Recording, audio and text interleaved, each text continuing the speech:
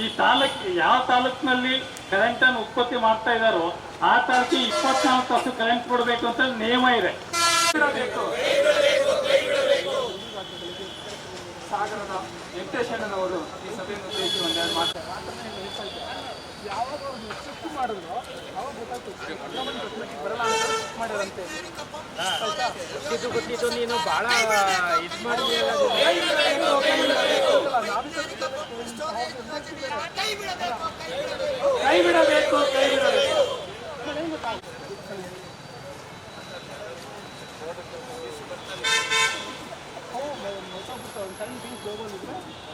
ಆದ್ರೆ ಮಲೆನಾಡನ್ನ ಹಾಳು ಮಾಡಿ ಅರಣ್ಯವನ್ನ ನಾಶ ಮಾಡಿ ಇವ್ರು ಯಾವ ಅಭಿವೃದ್ಧಿ ಮಾಡೋ ಅವಶ್ಯಕತೆ ರೈತನಿಗಿಲ್ಲ.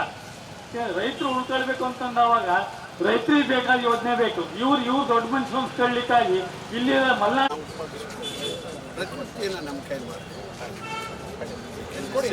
ನಾನು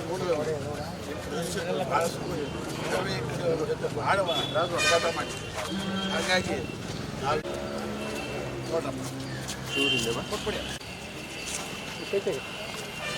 ಹೋಗಿ ನೀವು ತಿಳಿದಿರ್ತೇನೆ ಅಣ್ಣ ಒಂದು ಸ್ವಲ್ಪ ಇದ್ದು.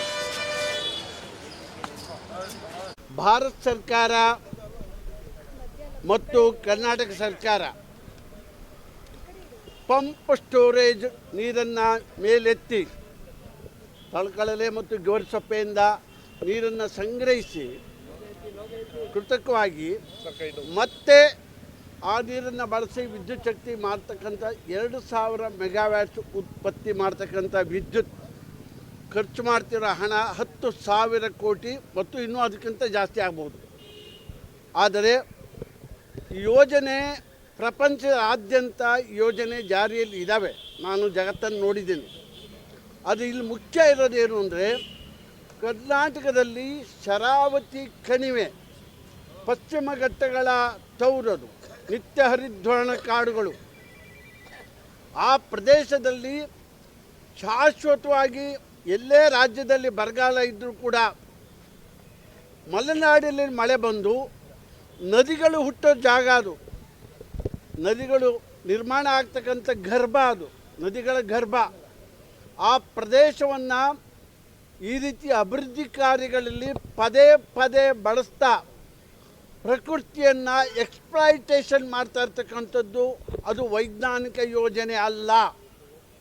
ಮಾನವನಿಗೆ ನಾಗರಿಕತೆಗೆ ಅಗತ್ಯವಾದ ಬೇಕಾಗ್ಬೋದು ಕರೆಂಟು, ಆದರೆ ಉತ್ಪಾದನೆ ಮಾಡೋಕ್ಕೆ ಬೇರೆ ಮಾರ್ಗಗಳಿದೆ.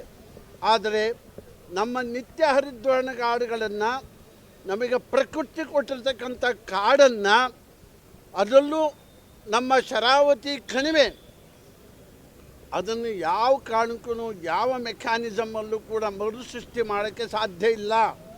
ಹಾಗಾಗಿ ಭಾರತ ಸರ್ಕಾರ ಇಷ್ಟೊಂದು ಕಠಿಣವಾದ ಪ್ರಕೃತಿ ಪರವಾದಂಥ ಕಾಯ್ದೆಗಳು ಇದ್ದರೂ ಕೂಡ ಅದು ಯಾವ ರೀತಿ ಈ ಪಂಪ್ ಸ್ಟೋರೇಜಿಗೆ ಅನುಮತಿ ಕೊಟ್ಟಿದ್ದಾರೆ ಅನ್ನೋದು ಭಾಳ ದೊಡ್ಡ ಅನುಮಾನಕ್ಕೆ ಕಾರಣ ಆಗ್ತಾ ಇದೆ. ಭಾರತ ಸರ್ಕಾರಕ್ಕೆ ಶೋಭೆ ತರುವಂಥದ್ದಲ್ಲ ಇದು. ಹಾಗೆಯೇ ಕರ್ನಾಟಕ ಸರ್ಕಾರವು ಕೂಡ ಈಗಾಗಲೇ ಪಶ್ಚಿಮ ಘಟ್ಟಗಳಲ್ಲಿ, ಶರಾವತಿ ಕಣಿವೆಗಳಲ್ಲಿ ನಮ್ಮ ದೊಡ್ಡ ದೊಡ್ಡ ಗುಡ್ಡಗಳು ಜಾರ್ತಾ ಇದ್ದಾವೆ.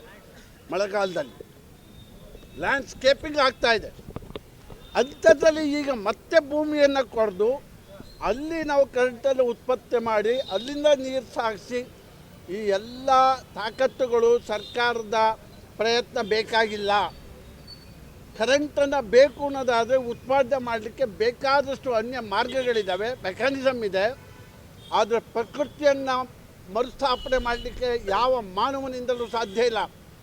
ಆ ಕಾರಣಕ್ಕೆ ನಮ್ಮ ನಿತ್ಯ ಹರಿದ್ವರ್ಣ ಕಾಡುಗಳನ್ನು, ಪಶ್ಚಿಮ ಘಟ್ಟಗಳನ್ನು, ಮಲೆನಾಡನ್ನು, ವನದೇವಿಯನ್ನು ರಕ್ಷಣೆ ಮಾಡ್ತಕ್ಕಂಥದ್ದು ಕೂಡ ಭಾರತ ಸರ್ಕಾರದ ಜವಾಬ್ದಾರಿ ಮತ್ತು ನೈತಿಕ ಜವಾಬ್ದಾರಿ ಕೂಡ. ಅದೇ ರೀತಿ ಕರ್ನಾಟಕದಲ್ಲಿ ರಾಜ್ಯ ಸರ್ಕಾರ ನಮ್ಮ ನೆಲದ ಗುಣವನ್ನು ಅರಿತು ಅಭಿವೃದ್ಧಿಯನ್ನು ಮಾಡಬೇಕು. ನೆಲದ ಗುಣವನ್ನು ಅರಿತು ಅಭಿವೃದ್ಧಿಗೆ ಹೀನವಾಗಿ ಮಾಡಿದರೆ ಭಾಳ ದಿನಗಳ ಕಾಲ ಸರ್ಕಾರಗಳು ಉಳಿಯಲ್ಲ, ಪ್ರಕೃತಿನೂ ಉಳಿಯೋಲ್ಲ. ಅದ್ರ ಜೊತೆಗೆ ನಾಡನ್ನು ಬೆತ್ತಲೆ ಮಾಡ್ತಕ್ಕಂಥ ಯೋಜನೆಗಳು ಇವು. ಹುಡುಗಾಟಿಕೆ ಮಾಡ್ತಾ ಇದ್ದಾರೆ. ಶರಾವತಿ, ಹೇಮಾವತಿ, ಕುಮದ್ವತಿ, ಘಟಪ್ರಭಾ, ಮಲಪ್ರಭಾ ಎಲ್ಲ ನದಿಗಳು ಹುಟ್ಟೋದು ಪಶ್ಚಿಮ ಘಟ್ಟಗಳಲ್ಲಿ. ದಕ್ಷಿಣಕ್ಕೆ ಉತ್ತರಕ್ಕೆ ಹರಿತವೆ. ಅದು ಬಯಲು ಸೀಮೆಯನ್ನು ಮತ್ತೆ ನೀರಾವರಿಯನ್ನು ಮಾಡಿದವೆ ಈ ನದಿಗಳು. ಆ ನದಿಗಳಿಗೆ ನೀರು ಬರ್ತಕ್ಕಂಥದ್ದೇ ಈ ಘಟ್ಟಗಳಿಂದ. ಈ ಘಟ್ಟದಲ್ಲಿ ಅಭಿವೃದ್ಧಿ ಕೆಲಸಗಳನ್ನು ಈಗಾಗಲೇ ಸಾಕಷ್ಟು ಮಾಡಾಗಿದೆ. ಇಷ್ಟೊತ್ತಿಗಾಗಲೇ ನಾವು ತುಂಬ ನಮ್ಮ ವನದೇವತೆಯನ್ನು, ಪ್ರಕೃತಿಯನ್ನು ಶೋಷಣೆ ಮಾಡಿದ್ದೀವಿ. ಇನ್ನು ಮುಂದೆ ಅದರ ಅಗತ್ಯತೆ ಇಲ್ಲ. ನಾವು ರೈತರು, ನಾವು ವಿಜ್ಞಾನಿಗಳಲ್ಲದಲೇ ಇರ್ಬೋದು, ಆದರೆ ನಾವು ಪ್ರಕೃತಿಯನ್ನು ನಂಬಿ ದುಡಿಮೆ ಮಾಡ್ತಿರ್ತಕ್ಕಂಥವ್ರು. ಸರ್ಕಾರಗಳು ಯೋಜನೆ ಮಾಡ್ತಿರ್ಬೋದು, ಆ ಯೋಜನೆಯನ್ನು ಎಲ್ಲವೂ ಸರಿ ಅಂತ ಒಪ್ಪಲಿಕ್ಕೆ ಸಾಧ್ಯ ಇಲ್ಲ. ಭಾರತ ಸರ್ಕಾರ ಕೂಡಲೇ ಇದನ್ನು ವಾಪಸ್ ತಗೋಬೇಕು. ರಾಜ್ಯ ಸರ್ಕಾರ ಕೂಡಲೇ ಈ ಕಾರ್ಯಕ್ರಮ ನಿಲ್ಲಿಸಬೇಕು. DPR ಮಾಡಲಿಕ್ಕೆ, ಡಿಜಿಟಲ್ ಪ್ರಾಜೆಕ್ಟ್ ರಿಪೋರ್ಟ್ ಮಾಡಲಿಕ್ಕೆ ಏನು ಕೊಟ್ಟಿದ್ದೀವಿ ಅದನ್ನು ನಿಲ್ಲಿಸಬೇಕು ಅಂತ ನಾನು ಮುಖ್ಯಮಂತ್ರಿಗಳಿಗೆ ಮತ್ತು ಪ್ರಧಾನಮಂತ್ರಿಗಳಿಗೆ ಈ ಮೂಲಕ ಒತ್ತಾಯ ಮಾಡ್ತೀನಿ. ಮತ್ತು ಈಗ ಸಾಗರದಲ್ಲಿ ನಡೀತಕ್ಕಂಥ ಚಳುವಳಿಗೆ ನಮ್ಮ ಬೆಂಬಲ ಇದೆ ಅಂತಕ್ಕಂಥದ್ದನ್ನು ಘೋಷಣೆ ಮಾಡ್ತೀವಿ.